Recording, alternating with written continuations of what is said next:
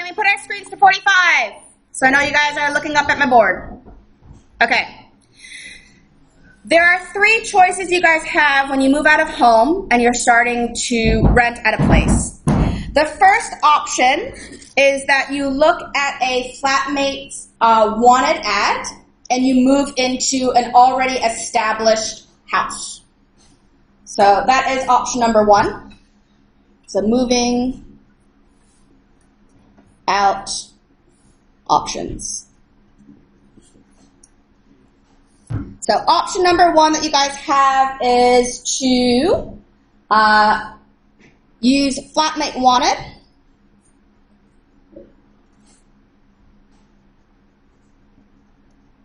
And move into an established flat.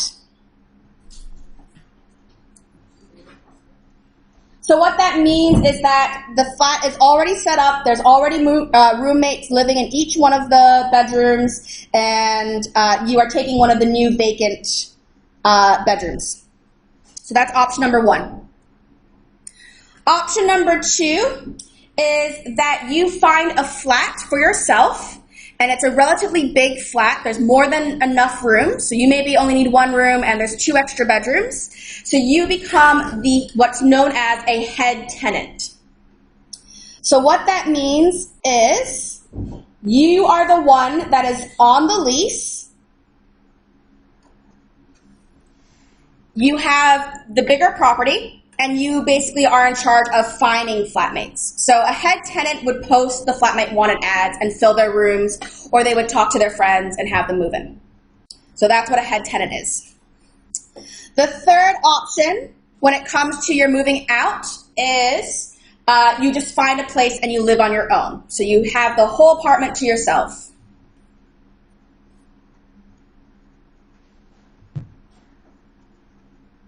So the whole apartment is yours. Now, what I want you guys to do is discuss in your groups what are the pros and cons of each one of these choices. Think about financially, also think about socially, and we'll share. Okay? So have a little chit chat. What are the pros and cons?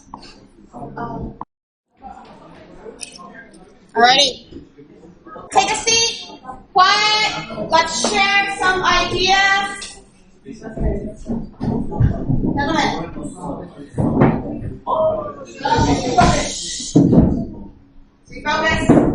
Alright. So, I want us to think about the pros and cons about moving out. Jane wanted to go first, so I'm letting her go first. What did you guys identify? A con for the first one is living with strangers. Yes, a con for the first one is that you're potentially living with strangers. So you don't know if they're going to be tidy, you don't know if they're going to not be dodgy, you don't know if they're going to be nice, you don't know if they are going to pay rent on time. You're going to hope they do. So, con, you are living with strangers. Alright. So yeah, what did your pair discuss? What's one of the pros and cons? We discussed also number 1. Mm-hmm. One of the cons that, the pros was that everyone equally gets a job. Yeah, so there's lots of financial support. So we're not so worried financially, we're splitting costs.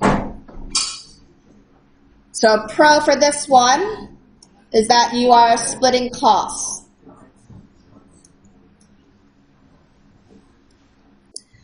Alright. We will look at the front group. Alright, pro or con? Something you can share. Natasha. Yeah, what about the third one? The third is that It's more spacious. You have your own space, you're not sharing. So you have more space. You're not sharing. You have complete control of the situation, basically. Yeah? Right. What about you? What did your group discuss? For the one, the con is it makes it so fine for something. Yeah, it's now your responsibility to find the flatmates. And when you don't find flatmates, what happens? You go to jail. No, you don't go to jail. You are financially responsible for all the rent. So that's the con to that one. You need to find flatmates, or you pay all the rent. All the rent. So you are on the hook. You are liable if that money doesn't get paid to the landlord. So that's the downside to that. It can be really quite scary to be a head tenant. All right, front group over here. What's one of the pros or cons you guys talk about?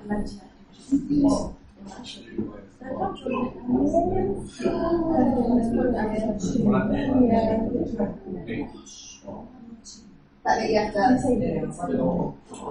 it up. Yes.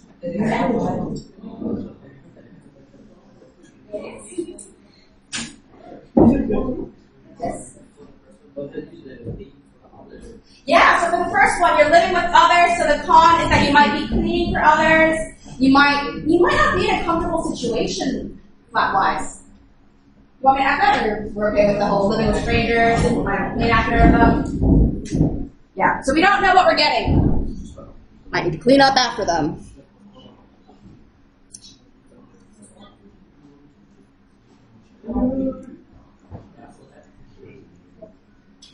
Oh, here's another thing that you have to keep in mind that I'm not sure if people have said it, so I'll add some stuff to the end. Let's look at what the other groups have. All right, that table.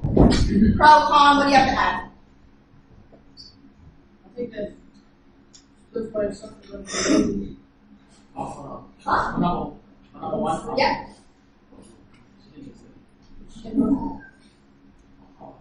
Yeah.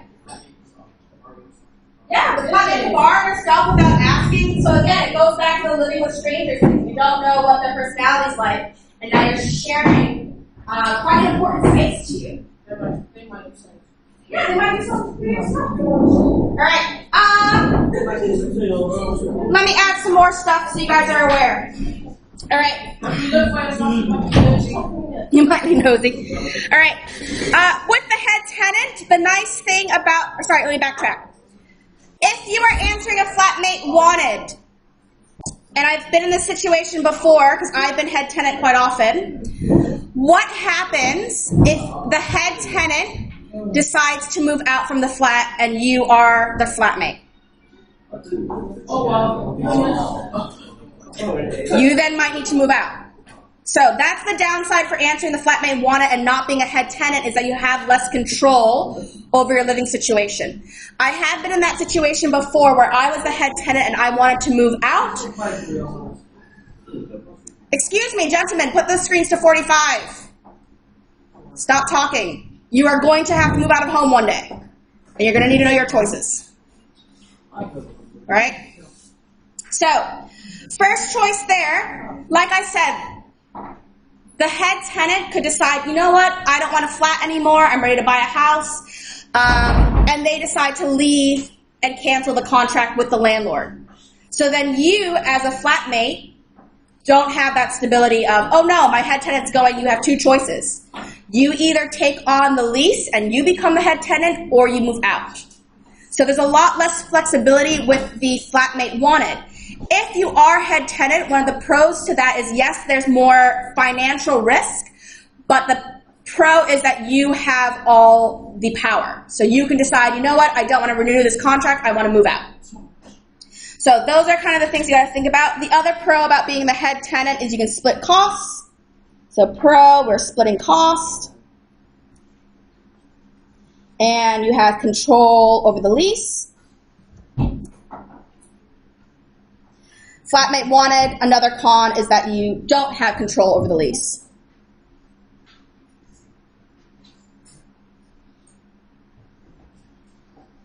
So if the head tenant decides to leave, then you need to decide, do you want to take on the financial risk of being the head tenant, or do you just want to move out? Living by yourself, we said a pro is that there's more space, you're not sharing. But what's one of the cons? Lonely. You're lonely? Yeah, that is one of the cons. It is expensive. So con, it could be lonely. And also, you have all the costs. So no sharing of costs.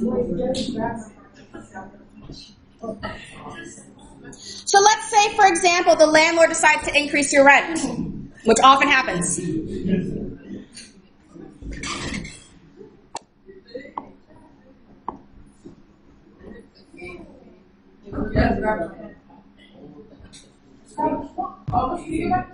I would love to go back, but I see people that are playing games and wasting my time. So when the screen goes back to 45, I'll move back over and I'll stop the timer.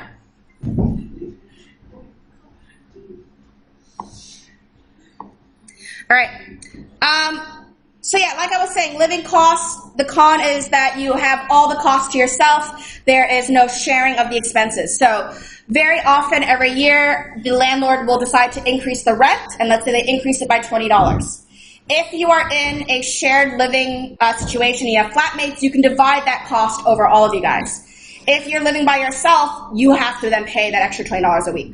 So those are the pros and cons to each one. So do keep that in mind with what you are doing. All right. Ready to move on? Yeah. Okay. So what I want you guys to do is when you guys go back to Google Classroom, you will notice that I have lesson number 4 posted. And I've created a Google Doc called My Place. And you guys are going to find your place to live, which I think is exciting. Woo! All right. So you're going to need to use the information from the last lesson. So find a place in a suburb you want to live in. You need to decide, are you going to answer flatmate wanted? Are you going to be a head tenant? Are you going to live on your own? If you are going to answer a flatmate wanted ad, I put the link for Trade Me for flatmate wanted. If you want to live independently or if you want to be a head tenant, I've also linked Trade Me, but in this case, it's looking at for rent.